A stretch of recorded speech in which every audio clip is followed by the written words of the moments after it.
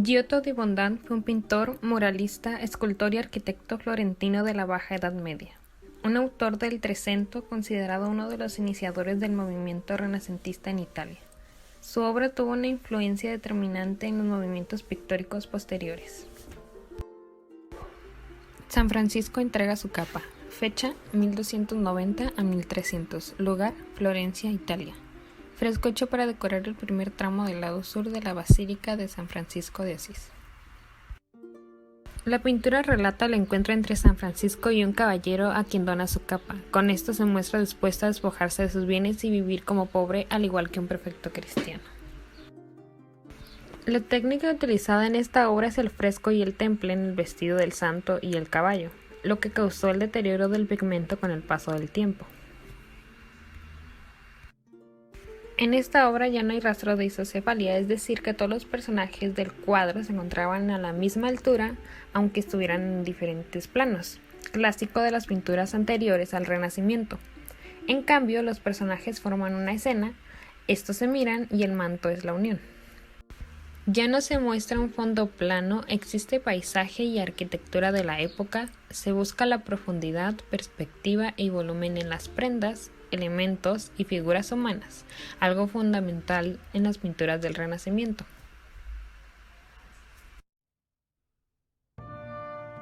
La Madonna de Ognissanti fue pintada por Giotto di Bondone a principios del siglo XIV, cerca del final del periodo medieval, por lo que presenta elementos de los estilos bizantino y gótico, y fue colocada en la iglesia de los Ognissanti, que significa Todos los Santos, en Florencia. En ese momento los temas religiosos eran bastante comunes entre los artistas debido a la abrumadora tendencia entre el clero católico a confiar en el arte como fuente de inspiración y devoción para sus feligreses. El retablo de Ognissanti se encuentra en la Galería Uffizi en Florencia. Fue pintado para la iglesia de los Ognissanti, que fue construida por una oscura orden religiosa conocida como Umiliati.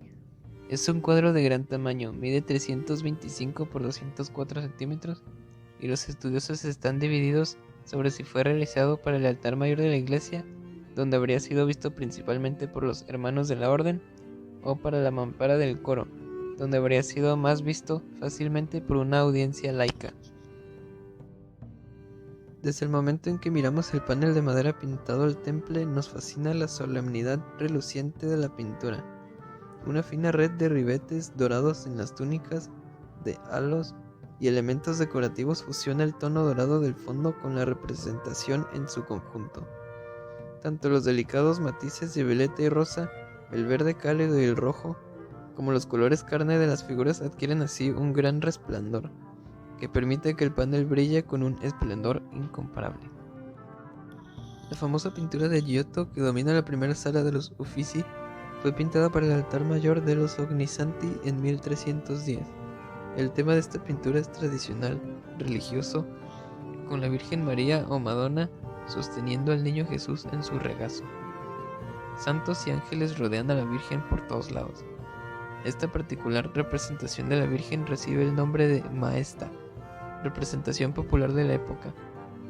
Esta representación de la Maesta, con su novedosa concepción del tema y su delicado estilo de pintura trabajada con oro, figura entre los puntos altos de la pintura sobre tabla de Giotto.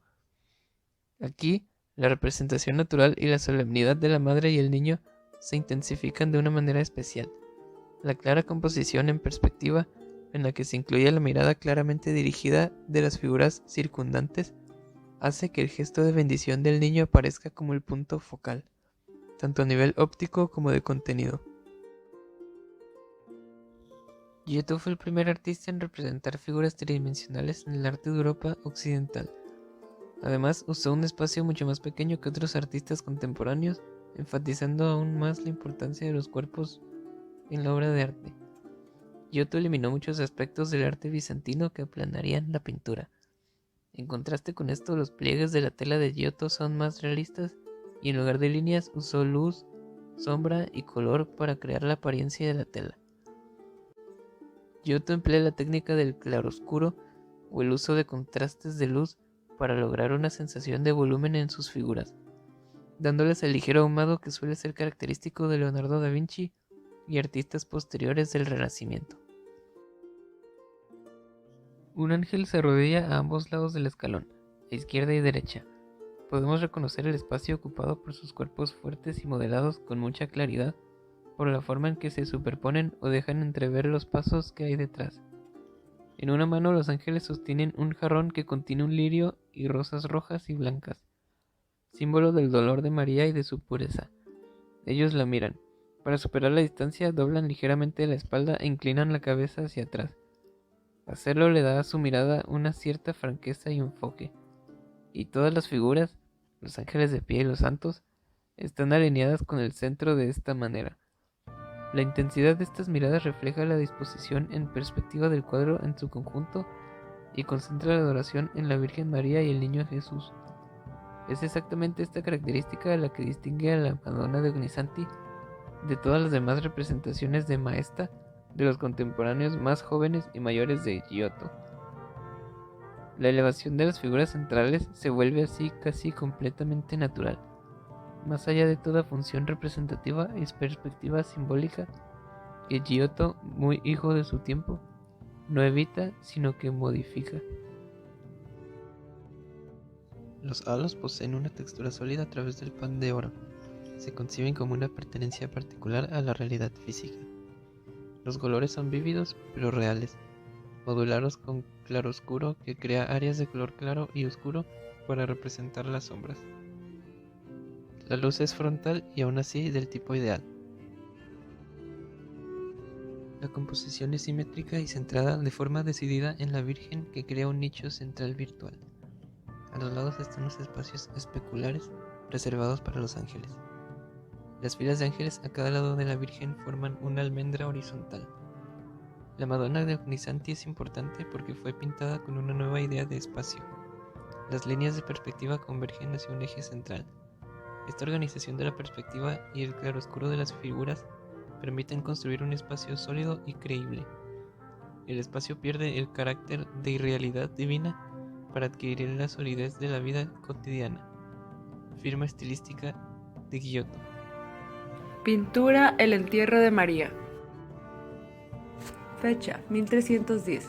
Lugar Florencia, Italia. Tipo painting.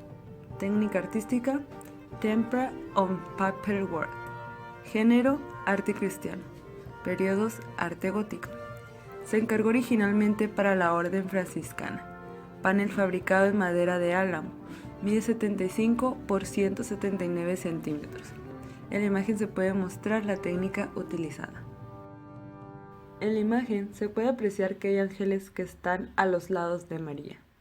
Según el experto en arte, Miguel Ángel, comentó en este panel diciendo que la esencia no podría haber sido retratada de manera más natural o veraz.